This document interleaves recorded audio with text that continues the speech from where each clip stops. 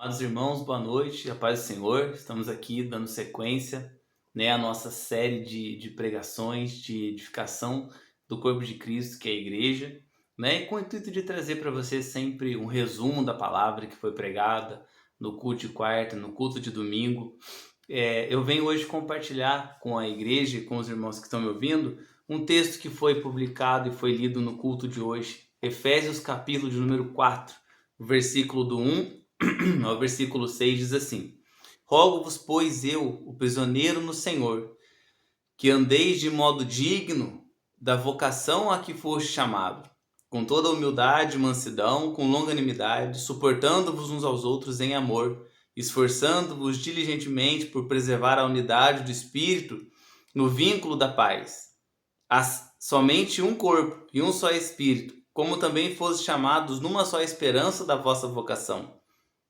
Há um só Senhor, uma só fé, um só batismo, um só Deus e Pai de todos, o qual é sobre todos e age por meio de todos e está em todos. Amém?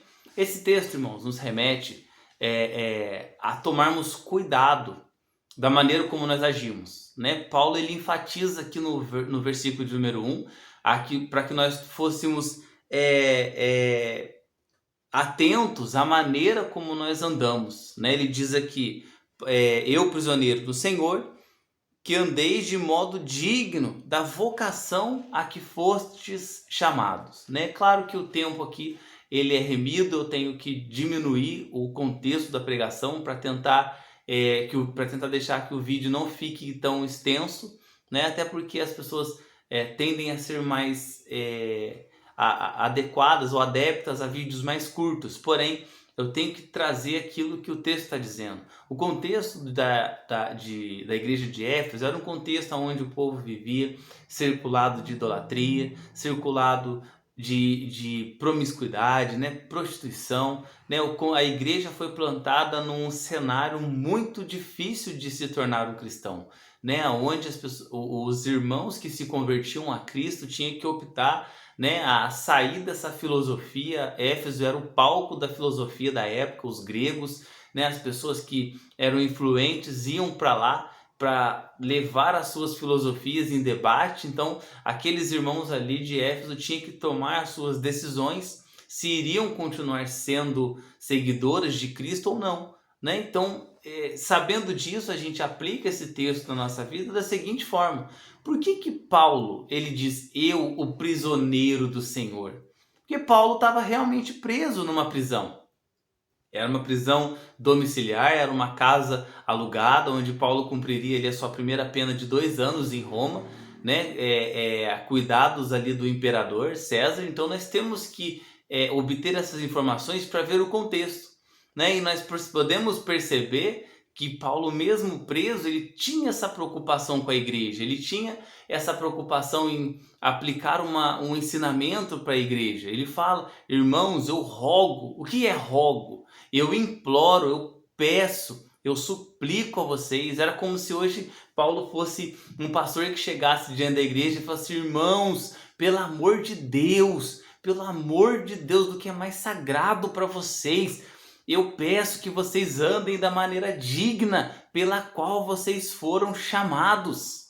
E o mesmo pedido essa palavra faz para nós hoje, para que nós possamos pôr a mão na consciência e ver o preço do resgate que nos foi pago, que foi pago pela minha e pela sua vida. O preço do resgate que foi colocado sobre as contas de Cristo, sobre mim, que era minha e que era sua. Então Paulo ele fala assim: vocês devem analisar a maneira como vocês andam para ver se é condizente com o chamado que vocês têm. Nós sempre ficamos chateados quando vamos ao médico, passamos por uma consulta e aquela pessoa que deveria dar um bom testemunho da profissão, que deveria fazer ter um comportamento de um profissional, de um médico, de uma pessoa que teria, esperaríamos dela ética, moral, profissionalismo, né? A seriedade pela qual o cargo dela exige, e a gente chega e vê essas pessoas agindo de maneira diferente, não tendo preocupação com o paciente, não sendo uma pessoa responsável, né, pela vida ali que está em suas mãos, e a gente fica o quê? Indignado, né? Pessoas que eram para estar cuidando da nossa saúde física, estão sendo negligentes, displicentes com aquilo pela qual ele foi vocacionado a fazer, né? E a mesma comparação nós podemos trazer para nós, né? A nossa vocação é ser o quê? Sal da terra, luz do mundo, ser discípulo de Cristo. A nossa vocação é viver para a glória de Deus. A nossa vocação é para dar bons testemunhos, bons frutos, e da maneira como nós andamos deve ser dirigida por esses princípios que nós aprendemos pela palavra de Deus. Então Paulo ele dá essa entonação para a igreja de Éfeso, para que eles andassem da maneira digna pela qual eles foram chamados, ou seja, para que saíssem da religiosidade da lei, para que saíssem do evangelho que eles tinham, da palavra que eles tinham recebido, né? Aonde havia a propagação da lei, das ordens, dos mandamentos. Paulo chega trazendo para eles a graça, o conhecimento do Senhor Jesus Cristo. Você vai ver isso no capítulo 1, capítulo 2 e capítulo 3. Paulo prega a doutrina para eles da palavra de Deus. E no capítulo 4, em seguida, você vai ver no verso 17, Paulo diz: portanto, digo isto, para que eles pudessem o quê? Ter o conhecimento daquilo que foi ensinado na prática. Paulo traz para eles assim: conhecendo tudo isso da doutrina que eu já expliquei para vocês, agora, se é que vocês aprenderam de Cristo, vocês precisam andar de maneira digna disso. Se é que vocês um dia ouviram falar de Deus, ouviram a palavra de Deus, ouviram o ensinamento de Cristo, agora o que é esperado de mim e de você? Que nós andemos de maneira que isso seja visto na prática. Agora, o que a gente vê? Muito pelo contrário, né? Pessoas que de dentro da igreja, pessoas cristãs, que se dizem cristãs, que ouvem a palavra, que não saem dos cultos, mas que não andam de modo digno da vocação, que não andam de maneira digna do chamado que teve por Cristo. Pessoas que disseram que um dia tiveram um encontro com o Senhor, mas ainda continua, né, roubando, ainda continua adulterando o casamento, ainda continua com as práticas do velho homem. Paulo orienta a igreja de Éfeso a dar crédito ao novo homem, a fortalecer o novo homem, a ser uma pessoa fortificada em Cristo, para fortalecer o novo homem e não o velho, a fortalecer novas práticas e não práticas mundanas. Da mesma forma, devemos tomar conta da nossa vida dessa forma, né? Saber e ver, se olhar para a nossa vida, se nós estamos andando da maneira digna pela qual custou o sangue de Cristo.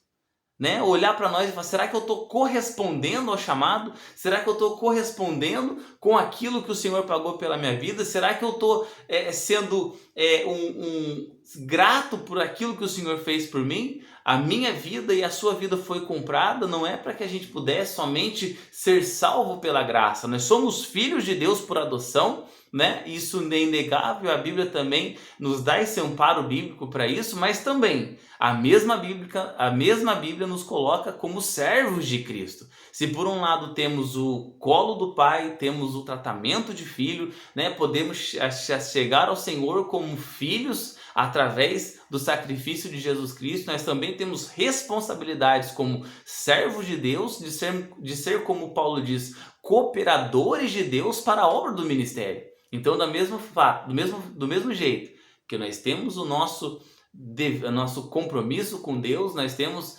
de Deus bênçãos, promessas, nós temos de Deus graça todo dia se renovando sobre a nossa vida, misericórdia do Senhor se renovando. Também temos a responsabilidade de cooperar com Deus para a obra do ministério. Ou seja, Deus espera de mim e de você que nós andemos de modo digno da nossa vocação, dando o quê? Dando bom testemunho, trazendo a edificação para o corpo de Cristo. E ele diz uma coisa aqui que é muito importante. Ele explica por que nós devemos andar do modo digno e como isso deveria ser feito. Ele fala: com toda a humildade e mansidão, né? Com longanimidade, suportando-vos uns aos outros em amor, esforçando-se diligentemente por preservar a unidade do Espírito no vínculo da paz. Ou seja, como igreja, ao qual Paulo escreve a Éfeso, como igreja eles tinham que ser o quê? Irmãos fortalecidos. Irmãos que tinham compromisso uns com os outros, irmãos que estavam se esforçando para ser diligentes no quê? Em manter a unidade da igreja pelo vínculo da paz. Não precisamos concordar com tudo que o irmão fala, com o que o outro irmão pensa, mas uma coisa nós temos que ter: o compromisso de suportar esses irmãos que também pensam diferente, mas que congregam na mesma igreja. Ah, irmão, mas e se for alguém rebelde? Meu amigo, nós temos duas opções dentro da igreja. Qual é? Aceitar a doutrina ser pregada, né? De maneira que seja respeitosa, de maneira que seja bíblica. Ah, irmão, mas eu não concordo. Você tem a opção de não ficar no ministério.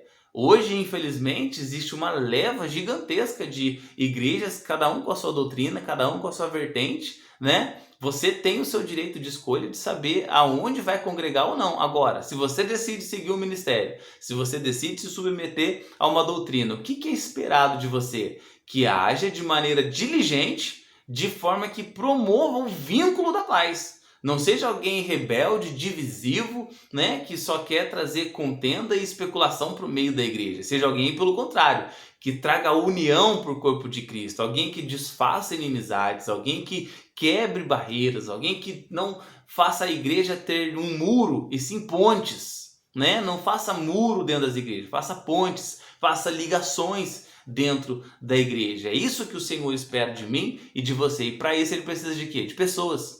Pessoas que olham a maneira como andam, a maneira como testemunham, a maneira como se conduzem em Cristo, ou seja, analisando essas características que Paulo nos dá, o que nós podemos entender? Que se não tem mudança de direção, não tem conversão.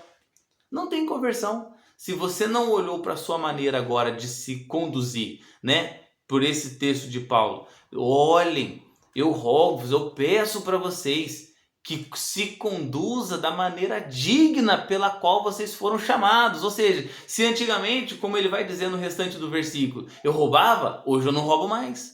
Se antigamente eu fazia coisas características da natureza do velho homem, hoje eu faço coisas concernentes a características de quem? De um novo nascimento, de alguém que passou pelo novo nascimento, conforme João capítulo 3, quando Jesus fala para Nicodemos, necessário é nascer de novo. Ou seja, essas coisas que nós trazemos no coração, mas o presbítero, eu nasci assim, isso aí eu trago da minha mocidade, isso aí foi como eu aprendi. Por isso que Jesus nos manda o quê? Nascer de novo, né? Através do lavar regenerador do Espírito, através da consciência agora de Deus, a mente de Cristo vai habitar na minha e na sua vida, e nós vamos dar liberdade para a palavra de Deus e mudando o nosso caráter, mudando o nosso entendimento. Aquele que era, né, explosivo, agora ele é calmo. Aquele que era arrogante, agora ele é humilde. Por quê? Porque esse é o pedido que Paulo faz.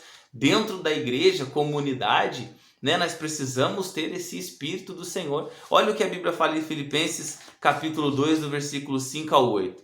De sorte que haja em vós o mesmo sentimento que houve também em Cristo Jesus, que sendo em forma de Deus, não teve por usurpação ser igual a Deus. Mas ele fez o quê? Ele esvaziou-se a si mesmo, tomando forma de servo, fazendo-se semelhante aos homens e achando na forma de homem, humilhou-se a si mesmo, sendo obediente até a morte e morte de cruz. Ou seja, o suprassumo, o sumo pastor, aquele que tinha tudo para, né, aquele que tem tudo para exceder em glória qualquer homem desse mundo, o que ele fez? Ele esvaziou a si mesmo. Ele olhou para mim e para você e falou assim: vamos fazer essa obra da redenção. Aprove a Deus, a Bíblia diz em Isaías, moê-lo. Sabe o que é moê-lo? É esmagá-lo. É pelos nossos pecados Deus esmagou o Filho dele por você. Você crê nisso? A Bíblia diz isso em Isaías, que aprove a Deus moê-lo. Então não foram os romanos que mataram Jesus. Não foram os judeus que mataram Jesus. Não foram a multidão que mataram Jesus. Sabe quem que matou Jesus? O próprio Deus. A Bíblia diz que Deus moeu, esmagou o Filho. Por quem, irmão? Por você. Por você que está ouvindo essa mensagem agora. Por você que está parando um tempo para ouvir isso aqui. Deus moeu o Filho dele, coberto pelos nossos delitos e pecados. Cristo levou sobre ele na cruz do Calvário, por mim e por você. E agora qual que é o pedido? Andem de modo digno dessa vocação. Foi por isso aqui que nós somos chamados. Foi por Cristo, foi pela morte dele. Agora eu e você somos embaixadores de Cristo nesse mundo perverso. Então Paulo manda que nós, assim como para a igreja de Éfeso, andemos digno dessa vocação. Olhemos para Cristo e fala, vale a pena andar por ele. Vale a pena ser conduzido por ele. Vale a pena eu olhar para aquilo que é digno diante do mundo, que às vezes não é digno de Deus, e olhar pelo que é digno do lado de Deus e fazer o quê? Andar como é digno do lado de Deus. Que a Bíblia também vai dizer, aquele que se constitui amigo do mundo, se constitui inimigo de Deus. Então nós temos que fazer o quê? Andar de maneira que seja digna diante de Deus, mesmo que isso nos faça inimigos do mundo. Amém, queridos? Eu quero trazer essa mensagem e falar isso para você nessa noite. Examine sua vida. A Bíblia diz, examine-se, pois, o homem a si mesmo. Não sou eu que tenho que te examinar, não é um irmão do lado que tem que te examinar. Quem que tem que te examinar? Você mesmo. Em cima de um autoexame? Não, em cima de um exame do alto. Olhar para o Senhor e falar, Senhor, eu estou digno dessa vocação? Eu estou andando de maneira digna pela qual o Senhor me chamou? Eu estou me conduzindo pela maneira como eu ando com o brasão de Cristo no peito? Eu estou sendo um bom cristão? Essa deve ser a minha e a sua pergunta nessa noite. Será que eu estou sendo humilde a ponto de fazer com que a congregação cresça através dos meus serviços? Será que eu estou andando de maneira digna? Se você é um presbítero, se você é um pastor, se você é um evangelista, se você é um diácono? Irmão, eu sou só um membro, mas você tem cooperado para o crescimento da unidade da fé, pelo vínculo da paz? Esse é o nosso chamado, para que a igreja cresça. Você quer ter uma igreja forte, irmão? Fortaleça ela no vínculo da paz. Seja um irmão fervoroso. Ore pela sua igreja, jejue pela sua igreja. Anime os irmãos da sua igreja. Busque os irmãos da sua igreja em oração. Ore por eles, interceda por eles. Seja uma bênção para a sua igreja, para o seu ministério, aonde você congrega. Busque o ensino correto da palavra de Deus. Aí você vai ter uma igreja forte e vai ser uma igreja forte. Busque a palavra, busque conhecer da palavra, busque honrar a vocação pela qual você foi chamado e você será muito abençoado. Amém, meu querido? Que Deus te abençoe, que você possa se alimentar dessa palavra. Se você estava desviado, volte. Se você estava desanimado, busque força no Senhor. Se você estava abatido, se fortaleça na alegria da salvação. Amém? E seja alguém cooperador de Cristo para a obra do ministério. Seja alguém que dê valor ao sacrifício do Senhor na cruz do Calvário. Deus te abençoe, em nome de Jesus.